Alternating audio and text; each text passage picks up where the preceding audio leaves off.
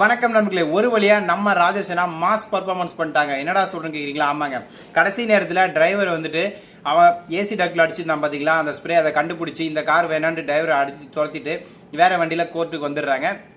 ஆனா நம்ம கதிரேசன் போட்ட ஸ்கெட்ச் மிஸ் ஆயிடுச்சு.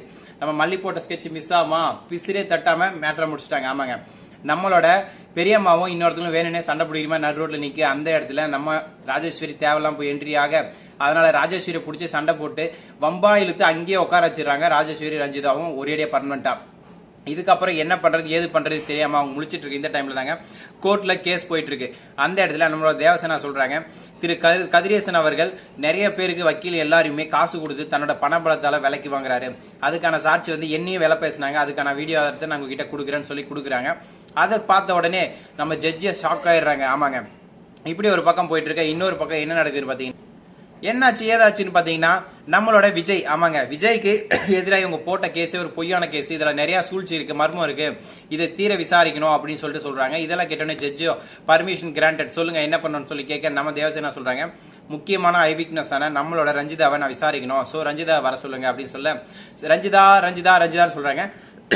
ஆனா நம்ம ரஞ்சிதா வரவே இல்லைங்க. ஏன்னா ரஞ்சிதா மிகப்பெரிய பிரச்சனை மாட்டிட்டு நடுத்தெருவில் நிற்கிறாங்க. இன்னொரு பக்கம் கதிரேசன் வந்து நம்ம நிஷா கிட்ட சொல்றாங்க, திருட்டு கழுதிங்க ரெண்டு பேரும் ஏமாத்திட்டாங்க பத்தியா, கேடு கெட்டதுங்க, அவங்கள சும்மா விட மாட்டேன்னு கத்திட்டு இருக்காரு. இப்படி ஒரு பக்கம் போயிட்டு இருக்கேன். இன்னொரு பக்கம் வெண்பா கஸ்டடி கேஸையும் மாற்றி நீங்க மல்லிகிட்ட கொடுக்கணும். என்ன காரணம் கேட்டீங்கன்னா, அவங்க குழந்தைய எப்படி மிரட்டி டார்ச்சர் பண்றாங்க, வீடியோ ஆதாரத்தை பாருங்க ஒரு ஆனர் சொல்லிட்டு நம்ம தேவசேனா கொடுத்த அந்த வீடியோ ஆதாரத்தை ஜட்ஜும் பாக்குறாங்க. பார்த்துட்டு, ஓ இவ்வளோ கொடுமை பண்றீங்களா, உங்களுக்கெல்லாம் கஸ்டடி கேக்குதா, கஸ்டடி தக்காளி புஸ்டடி அப்படின்னு சொல்லிட்டு அதையும் பிடிங்கிடுறாங்க. கதிரேசனுக்கு என்ன பண்ண தெரியல, செம்ம கொலவெறியே வந்து நம்மளோட ரஞ்சிதாவை கால் பண்றாங்க. அந்த போன் காலை நம்ம ரஞ்சிதாவை எடுக்கல. இதுக்கு நடுவில் இன்னொரு பிரச்சனை என்னன்னா, நம்ம அரவிந்த் வந்து மிகப்பெரிய கோடீஸ்வரனோட பையன். ஆமாங்க, இந்த விஷயம் எத்தனை பேருக்கு தெரியும்? எஸ்எஸ்கே மில்லு, சாரி சிஎஸ்கேவா எஸ்எஸ்கேவாங்க, ஏதோ ஒரு ரைஸ் மில்லு, அதோட ஓனர் மாதிரி இதை சொல்லிட்டு இருந்தாங்க. ஸோ அதனால அரவிந்த் உள்ள பணக்காரனா நம்ம அரவிந்தே கல்யாணம் பண்ணிருக்கலாமோ, அவசரப்பட்டு நம்ம தான் மாட்டிக்கிட்டோமோ அப்படின்ற மாதிரி நிறைய குழப்பங்களோட இருக்காங்க. ஆனால் உண்மையை சொல்லணும்னா அவ்வளோலாம் வசதி இல்லைங்க அரவிந்துக்கு. ஸோ இருந்தாலும் ராஜேஷ்கிட்ட வேலைக்கு சேரணும் அப்படின்றதுக்காக அந்த ஆளுகளை இவங்களே செட் பண்ணி இப்படி ஒரு பொய்யை சொல்லி இந்த மாதிரி ஒரு விஷயத்த பண்றாங்க. ஆனால் இதுவும் நல்லா தாங்க இருக்கு, ஜாலியா. ஸோ இதுக்கப்புறம் அரவிந்த் கோடீஸ்வரர் புள்ள அவனை கல்யாணம் பண்ணு சொல்லிட்டு ரஞ்சிதா பின்னாடி சுத்துவா. ரஞ்சிதாவுக்கு அரவிந்துக்கு கல்யாணம் ஆக போதே. ஆமாங்க, அந்த கல்யாணத்துக்கு நான் போயிட்டு இருந்தா என்னால் முடிஞ்சது 50 100 மொய் போடலான்னு இருக்கேன். ஸோ வியூவர்ஸ் ஆன நீங்களும் மறக்காம அரவிந்த் ரஞ்சிதா கல்யாணத்துக்கு வந்து மறக்காம மொய் எழுதுங்க. ரஞ்சிதா நல்லவதாங்க, ஆனால் சேர்ற இடம் சரியில்லை. ஓகேங்களா, சேர்க்க சரியில்லைன்னா வாழ்க்கை இப்படி தான் போகும். ஸோ அதனால நம்ம ரஞ்சிதாவுக்கு கெட்ட பட்டத்தை கட்டிட்டாங்க எல்லாரும் சேர்ந்து.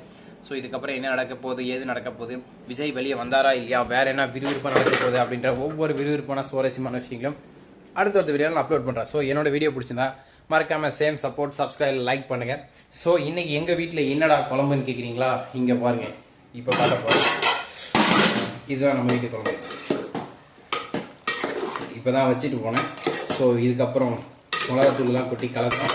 ஸோ நண்பர்களே, என்னோட குழம்பு பிடிச்சிருந்தா மறக்காம கமெண்ட் செக்ஷனில் சொல்லுங்கள். பார்சல்லையாவது நான் அனுப்பிச்சு வைக்கிறேன். ஸோ காசு செலவாகும் தான், பரவாயில்ல. என் சப்ஸ்கிரைபர்ஸ்க்காக நான் ஏதோ என்னால் முடிஞ்ச சின்ன உதவி. Tata, see you.